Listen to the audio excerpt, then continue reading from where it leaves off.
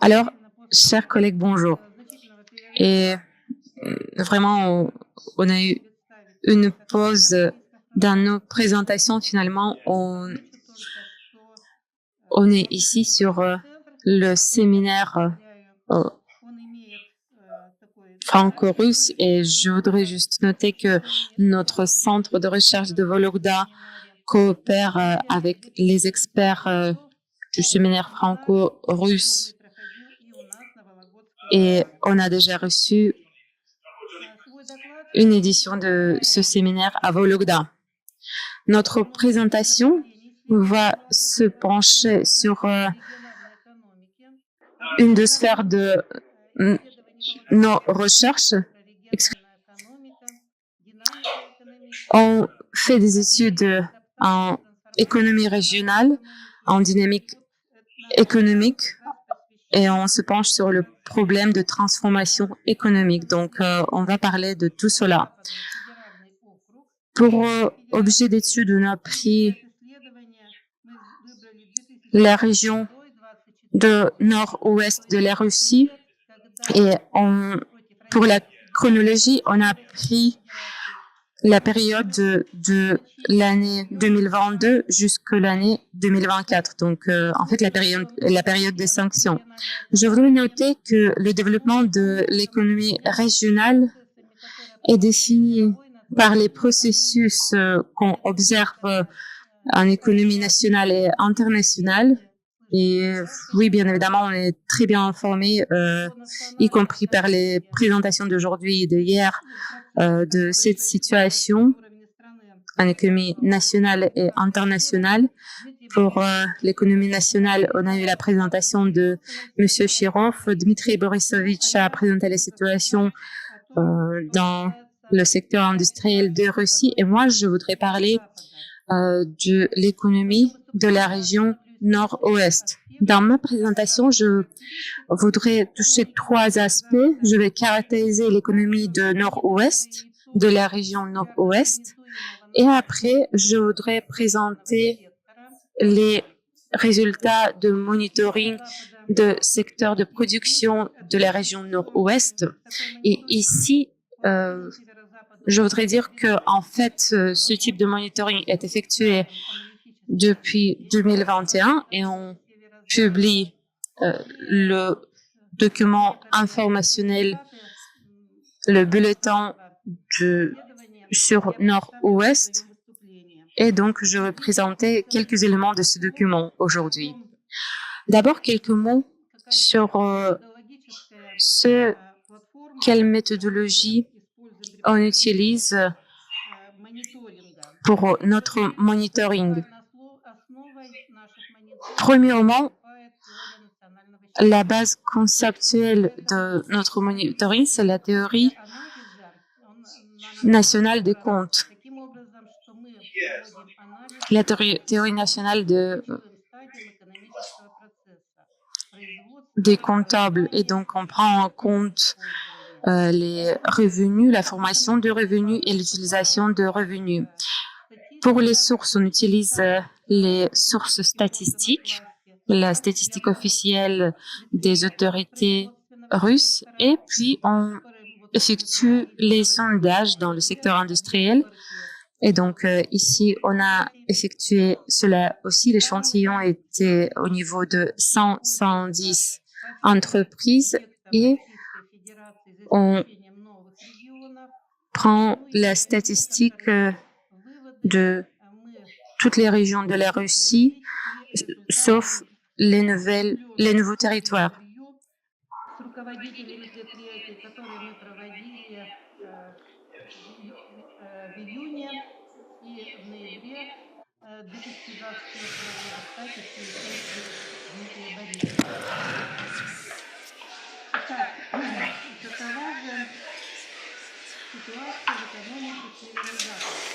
C'est à moi.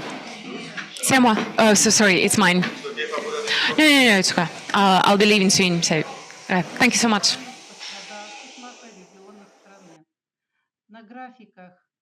Alors, sur ces graphiques, nous voyons sur la droite, par exemple, qu'en 2022, la production dans les secteurs économiques de base dans le nord-ouest a diminué de 4%. En 2023, l'économie n'a pas encore repris sa dynamique. En 2024, nous avons une dynamique positive, une croissance de 10%, alors qu'en moyen, le chiffre moyen de croissance, c'est 3,6%. Si nous comparons cela avec d'autres régions, c'est un des pires chiffres. Il faut dire aussi que l'économie de Nord-Ouest est très hétérogène. Nous avons 11 petites régions dans la partie nord-ouest de la Russie, dont 6 se trouvent dans la zone arctique ou sont liées avec ces régions. Donc, ce sont les régions du nord.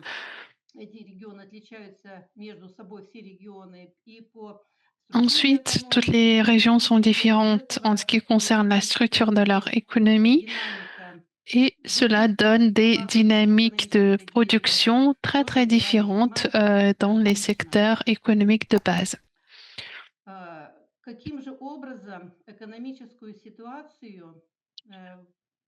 Alors, comment est-ce que on pourrait quelle est l'évaluation des dirigeants des industries de cette situation? Beaucoup d'eux souffrent des problèmes d'approvisionnement en matières brutes. Les importations sont plus chères et les prix dans le pays, en Russie, sont en train de s'augmenter aussi. Le crédit d'emprunt devient plus cher. Nous voyons qu'il y a 47% des entreprises, des industries plutôt, qui se plaignent de ce problème. Et ensuite, le dernier problème, c'est l'incertitude générale dans l'économie.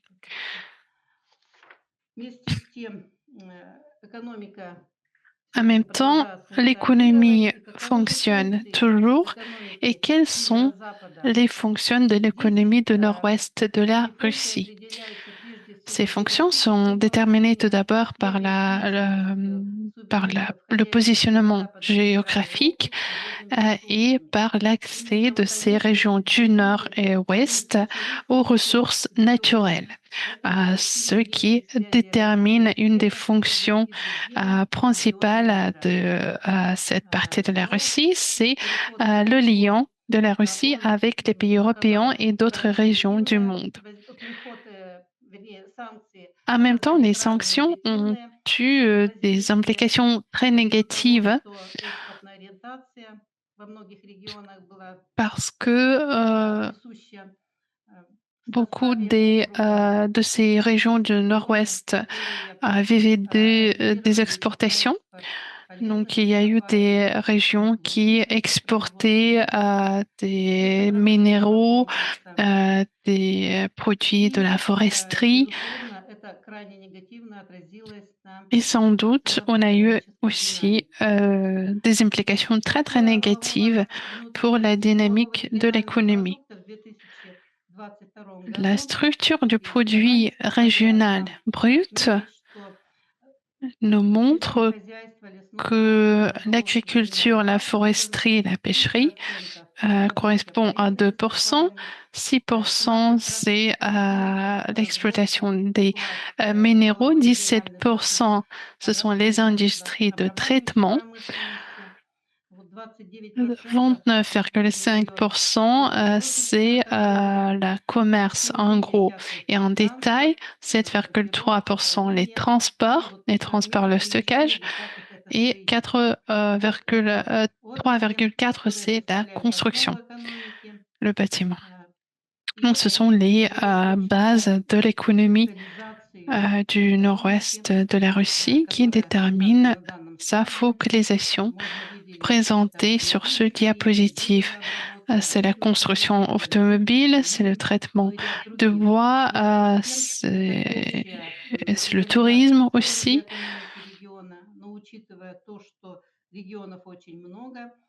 Comme il y a beaucoup de régions et chacun d'eux sont un peu différents, il y a des différences aussi dans leur focalisation. En ce qui concerne la production du produit régional brut, on peut, à partir de ces chiffres, se dire que le nord-ouest de la Russie est un des leaders parmi les autres parties du territoire russe. Sa part dans le PIB régional brut est assez élevée.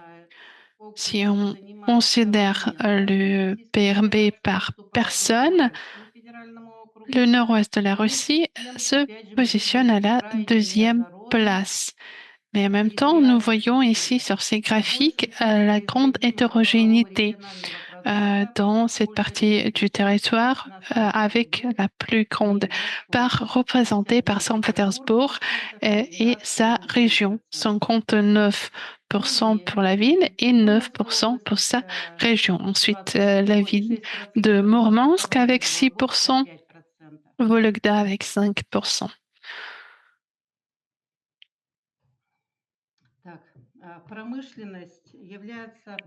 L'industrie étant des domaines les plus importants de l'économie, nous avons les tendances de production industrielle sur la gauche,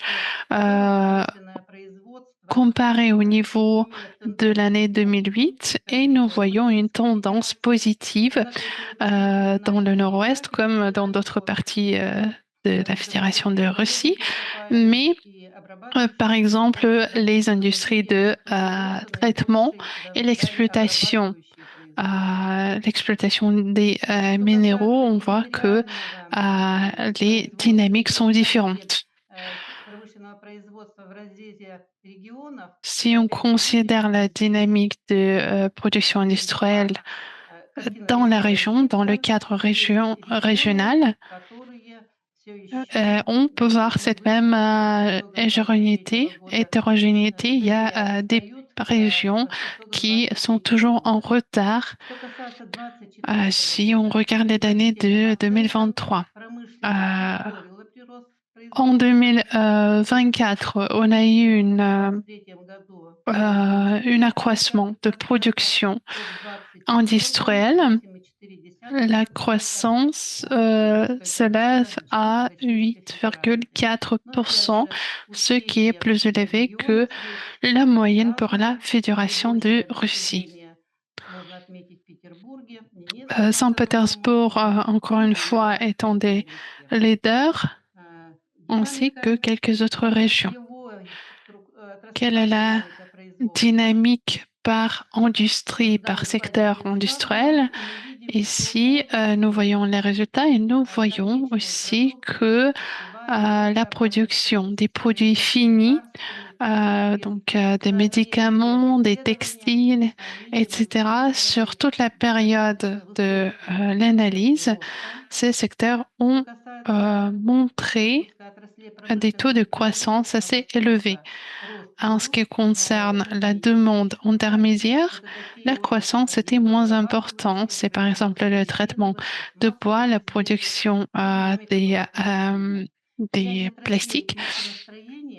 Dans d'autres domaines tels que la construction de machines, on a aussi une croissance de presque 24%, mais c'est surtout la construction automobile qui a souffert dans les dernières années, moins 81%, et l'exploitation des fers métalliques. Quelle est l'appréciation de cette situation parmi les gérants du secteur industriel. En 2022, nous voyons que 62% des dirigeants des entreprises industrielles étaient convaincus que les conséquences des sanctions seraient surtout négatives. En 2024, la part de ce type de réponse a diminué jusqu'à 40%. C'est-à-dire que les attentes économiques sont plutôt positives.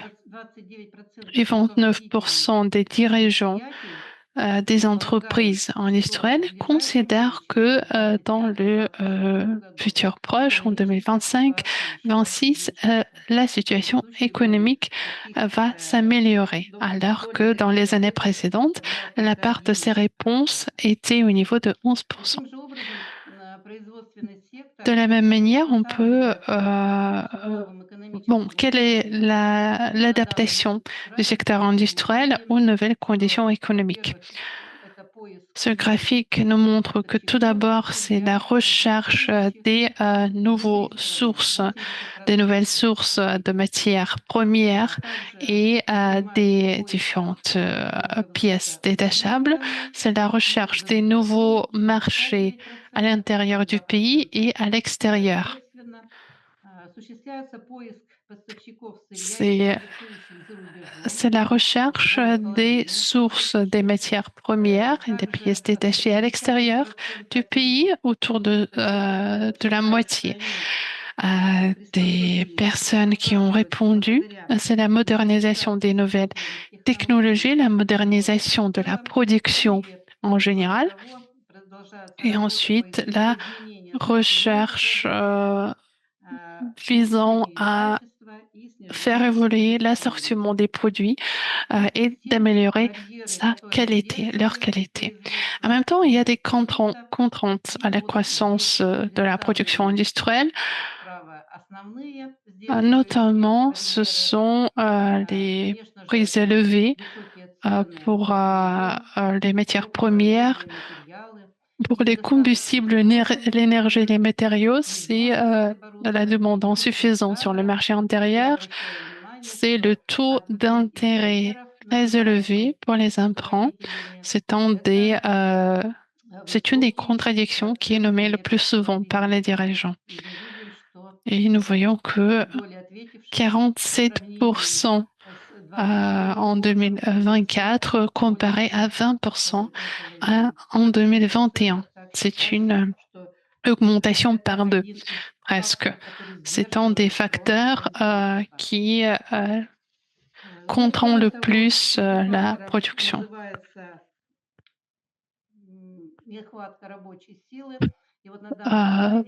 D'autres problèmes, c'est le manque du main-d'œuvre. Nous voyons ici la situation sur le marché du travail. La courbe de chômage est en train de se baisser en Russie et dans le nord-ouest. Et cela nous démontre qu'il y a des évolutions positives en économie. En même temps, nous voyons que le chômage a diminué de 2 fois dans la région d'Arkhangelsk, de 5,5 jusqu'à 2,6%. Un autre indicateur qui témoigne de la dynamique positive en économie, c'est la demande en main-d'œuvre. C'est la demande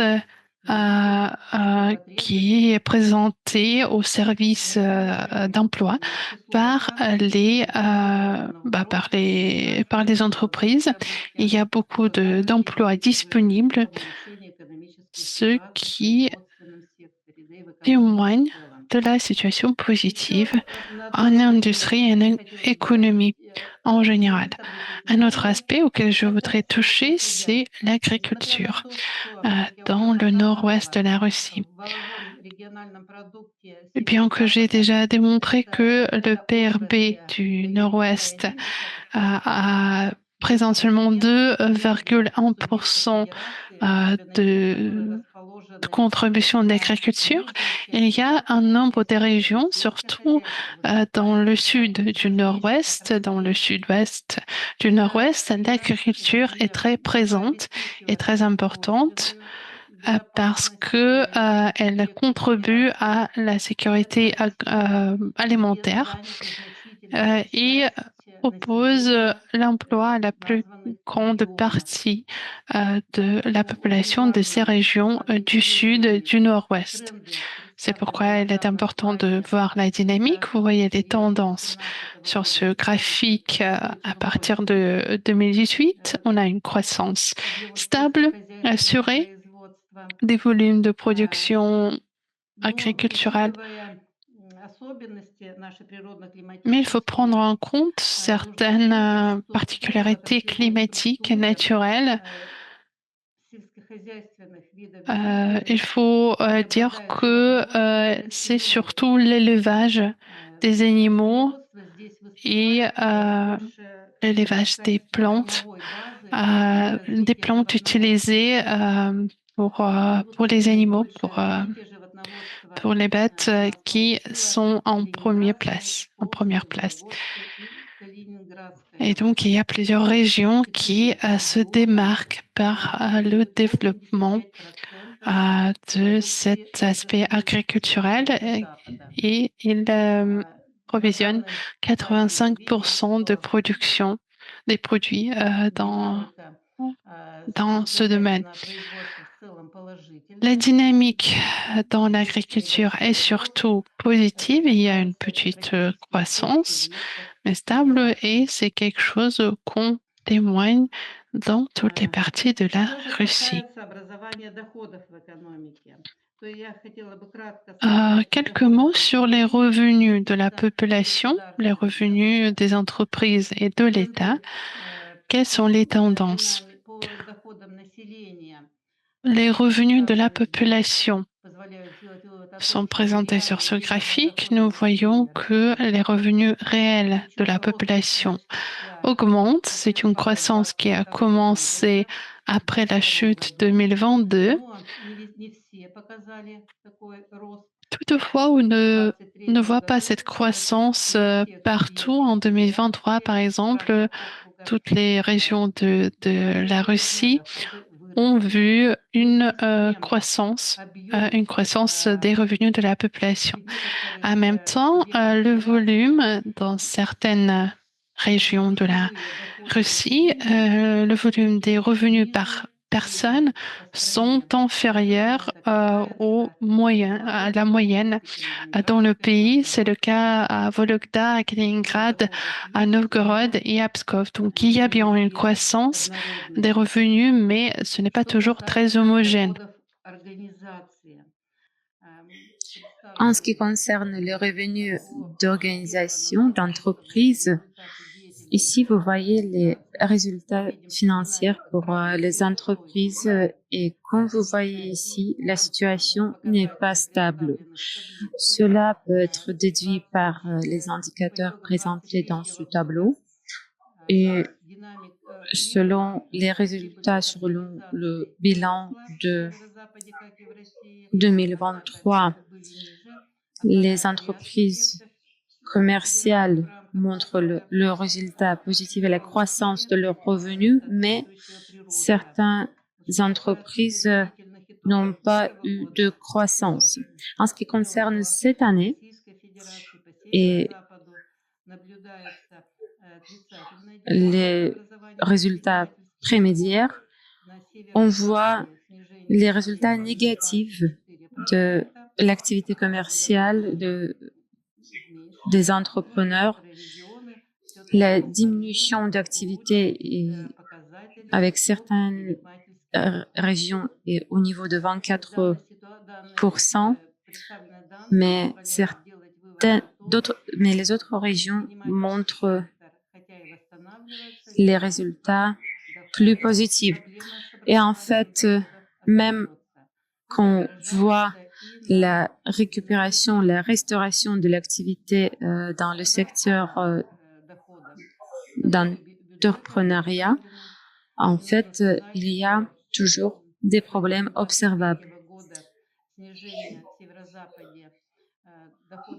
En 2024, les revenus consolidés de budget d'entreprises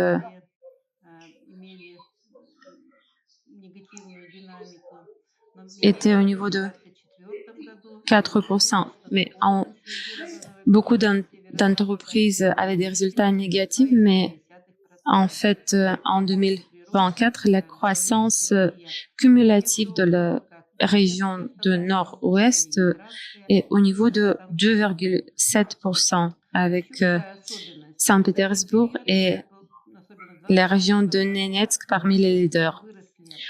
Une autre particularité, en 2024, on a vu l'augmentation d'impôts sur les revenus des personnes physiques et la dynamique négative qu'on voyait sur le diapo précédent, cela en fait a influencé et a résulté en diminution de résultats positifs dans les différentes régions de Russie.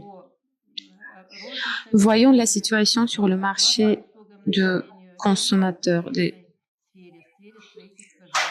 On voit ici le volume de dépenses sur le santé, la construction résidentielle et les services payants. Donc, on voit que généralement, la demande augmente, mais en même temps, on voit que l'inflation de consommation est en hausse aussi. Pour la construction, on voit que le volume de travaux augmente, mais en même temps, on voit la diminution de la mise en opération de l'immobilier résidentiel. Et en fait, dans les années d'avant, on voyait la croissance au niveau de 4%. Et une autre tendance négative, c'est le volume des crédits pour l'achat d'immobilier. On voit la chute de 36%. Donc, comment est-ce que les revenus sont utilisés dans l'économie de la région de Nord-Ouest? Donc, pour cela, on peut voir les investissements. On voit ici le graphique pour les investissements pour cette région. Donc, dans cette macro-région, on peut évaluer cette tendance comme positive, mais la croissance, le taux de croissance est plus baisse par rapport aux autres macro-régions. En 2024, la macro-région du Nord-Ouest a montré la croissance importante pendant 9 mois. C'était au niveau de 14,1%. Et en fait, beaucoup des régions de ce macro-région montraient la croissance. En même temps, on voit que la situation générale dans la macro-région est disproportionnée. L'activité d'investisseurs qui est présente dans les régions de ce macro-région du Nord-Ouest, en fait, est définie par l'attractivité de ces régions pour les investisseurs. Donc, comment est-ce que les investissements sont utilisés?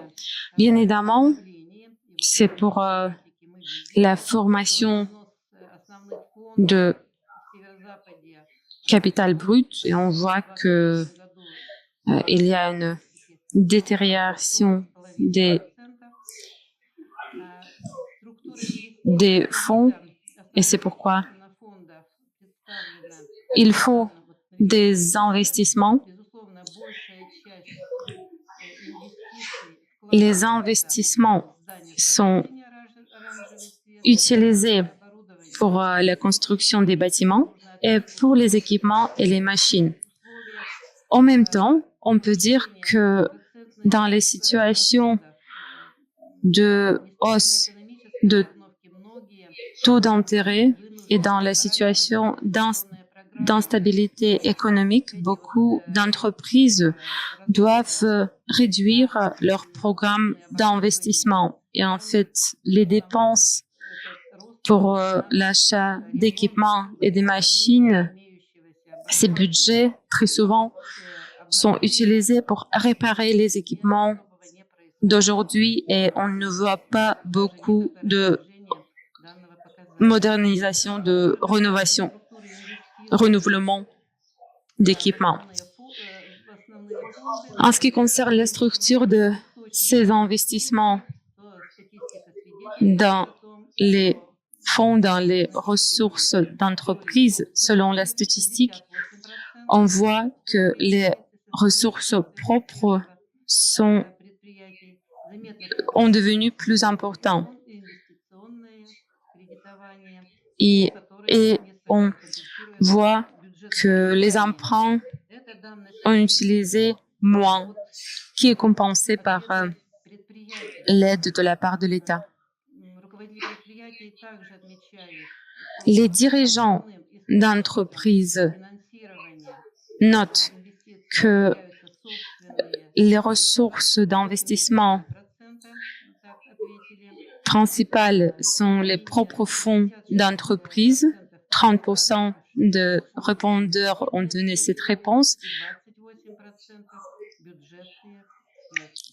Et après, 28% des propriétaires ont utilisé les ressources de budget. Donc, les investissements sont toujours la base et la source principale de renouvellement technologique de l'économie. Donc, on voit comment se passe la modernisation de l'économie, l'utilisation des hautes technologies dans les économies de cette macro-région nous montre que la partie de cette région dans le cadre de l'utilisation d'autres technologies est au niveau de 11%. En utilisation de robots,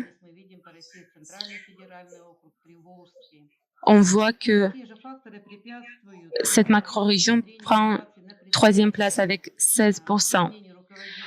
Et en fait, quels sont les problèmes qui sont remarqués par les dirigeants? C'est premièrement, c'est le manque des ressources monétaires, puis le coût d'innovation, le déficit de propres fonds et le déficit de cadres qualifiés, de main-d'œuvre qualifiée. Donc, on perçoit le problème d'approvisionnement des cadres qualifiés et cela ne permet pas de transformer l'économie avec le taux de croissance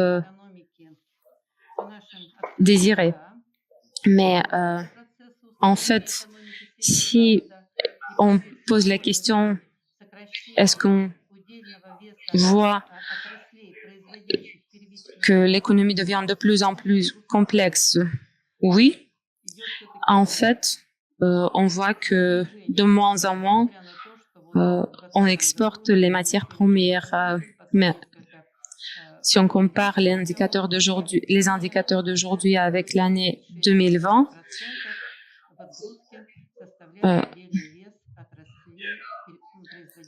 mais les matières premières dans le volume de production prend 36%. On voit que ces entreprises prennent la place importante dans le cadre d'investissement, mais progressivement, leur partie diminue. Et en fait, comme cela, on peut constater que oui, il y a une tendance pour que l'économie devienne de plus en plus complexe. Si on voit le rôle d'État dans l'économie de Russie, sur ce diapo, je voudrais attirer votre attention à cette réponse. L'État doit activiser son politique économique, doit élargir le nombre d'outils et utiliser la régulation des processus économiques. Vous voyez que le nombre de répondeurs qui ont choisi cette option a diminué. La ligne en gris, c'est l'année 2022 et en 2024, seulement 36% de répondeurs pensent comme cela. En même temps, le business, les entreprises utilisent les outils et les mesures de soutien de la part de l'État. La subsidisation est utilisée aussi. Les réductions d'impôts sont très populaires et maintenant je voudrais passer aux conclusions sur la politique économique. En fait, la macro-région a su de s'adapter aux nouvelles conditions de fonctionnement. On voit que les entreprises ont trouvé les fournisseurs et les solutions logistiques selon les conditions, mais les défis internes vont s'aggraver selon nos anticipations. La rente de matières premières va s'aggraver et en fait, l'État, le pays va avoir besoin de voir l'économie et de plus en plus complexe. L'économie doit changer structurellement. Et bien évidemment que pour cela, on a besoin de changement en qualité de main-d'œuvre. Les régions en question, un autre problème, c'est le revenu de population insuffisant, mais en même temps, le main-d'œuvre est une des questions principales pour la croissance de l'économie de cette région. Il faut développer les compétences de main-d'œuvre, le capital humain, et pour beaucoup de régions, on voit le reflux de population, surtout parmi les cadres qualifiés. Donc, il faut renforcer la structure de formation, d'éducation. Il faut renforcer le système des maternelles, des écoles de formation pour éviter que les jeunes cadres quittent les régions. Et bien évidemment, il faut stimuler les investissements, il faut augmenter le volume d'investissement dans les fonds principaux. Et à notre remarque, en fait, les investissements doivent être utilisés en prenant en compte le changement des structures, le changement des industries et des situations locales. En analysant les projets d'investissement, il faut prioriser les projets qui visent à développer les secteurs qui substituent les importations du passé. Donc, il faut développer la production des moyens de production. Il faut développer les chaînes de valeur pour traiter les ressources de plus en plus. Et comme cela, on peut créer plus d'emplois, y compris pour les régions périphériques. Pour activer l'investissement, on peut créer une liste des priorités pour les investissements pour chaque région On peut renforcer la politique de substitution des importations et bien évidemment, la subsidisation de la part de l'État peut être utilisée en partenariat avec l'État. Donc, le partenariat public-privé. On peut renforcer le développement, la croissance et la production des équipements et des machines et aussi des produits consommés par les ménages. Ici, on voit beaucoup de perspectives. Pour développer la demande des ménages, bien évidemment, on peut renforcer et augmenter la productivité de travail et comme cela, on peut augmenter des salaires et cela va influencer la consommation.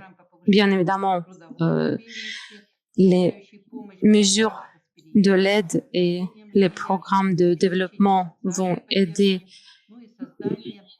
l'amélioration de la situation, les programmes de formation et relocalisation des spécialistes et bien évidemment que le développement de sphères de tourisme va améliorer la situation dans les régions également. Merci beaucoup. Je suis prête à prendre vos questions. Merci, Monsieur Yuri Sherbanin. Merci beaucoup pour votre présentation. J'ai deux questions courtes. Premièrement, vous avez dit qu'il faut créer des entreprises, il faut créer des emplois. En fait, on a une manque d'ingénieurs et de travailleurs. Donbass, la région de Donetsk, a dit la même chose. Ils ont besoin de 500 000 ingénieurs et travailleurs. Donc, pourquoi est-ce qu'on crée des emplois si on a une manque de manœuvre? Deuxièmement, vous avez mené un sondage et les gens, il y avait des réponses contre les investisseurs civils, quelque chose comme ça. Moi, je lis Commerçant Daily et si j'ouvre ce magazine, je vois que les fonctionnaires corrompus sont mis en prison très souvent. Et en fait, très souvent, ils sont sous scrutin à cause de ces investissements. Merci beaucoup pour vos questions. En ce qui concerne les emplois, oui, on a une manque de main-d'œuvre, mais en fait, la situation est différente d'une région à une autre. Par exemple, prenons la région de Vologda. On a deux grandes villes et ici, on voit la concentration de la productivité à Vologda et à Tcherepovets. En plus, on a 26 municipalités qui sont les municipalités périphériques, disons. Donc là, on voit le chômage plus élevé, plus important, et l'économie est représentée par les activités sociales plutôt. Et la production agricole a été arrêtée là et l'industrie n'est pas présente là non plus. Donc, on pense qu'il faut développer l'industrie pas seulement autour des conglomérations, autour des grandes villes, mais aussi dans les régions périphériques, dans les municipalités périphériques. En avant, on a vu les exemples quand les entreprises ont été établies dans les régions périphériques. Donc, pourquoi, par exemple, les entreprises de Vologda et de Tcherepovets ne créent pas leurs branches, n'établissent pas leurs branches dans ces municipalités périphériques. Cela pouvait aider arrêter le reflux de population et de main-d'œuvre.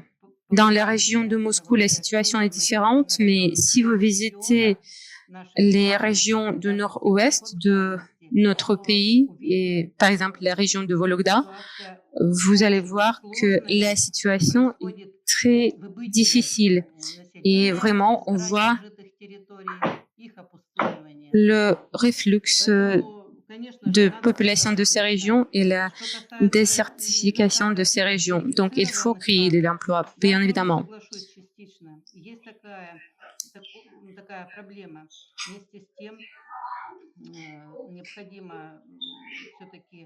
людей стимулировать к получению новых знаний, но и внедрять технологии, которые позволили бы привлечь то население, которое Donc, il faudra остается aussi utiliser des nouvelles безработным. technologies pour engager Но что ceux касается qui sont инвестиций toujours en в recherche d'emploi. гражданский, En ce qui может concerne быть, les я не так investissements что-то сказала, я civils, не это peut-être, имела в виду. c'est pas bien Не могу formulé, ответить mais на ваш mon вопрос, idée était безусловно. différente. Если что En касается, может fait, быть, вы имели в виду peut-être капитальное вложение именно vous в parlez государственный бюджет, des investissements des capitaux, des можно investissements закрепить. publics. Est-ce que je Я pourrais хотел спросить demander une вот, précision? дело в том, что вы Alors, ce упомянули que je в voulais своем savoir, выступлении, c'est la chose suivante. Vous avez mentionné dans votre сформулировали intervention мысль, что euh, l'idée инвестиции selon laquelle вкладывать donc, и как-то вы, по-моему, c'était сказали sur по поводу того, что l'investissement, sur le fait qu'il лучше faut дело пойдет, когда investir государственные et инвестиции будут je pense que vous под disiez контролем que больше. les investissements Поэтому спросил, publics Нет, я, может pourraient быть, не так améliorer сказала, la но situation parce qu'ils я sont plus contrôlés.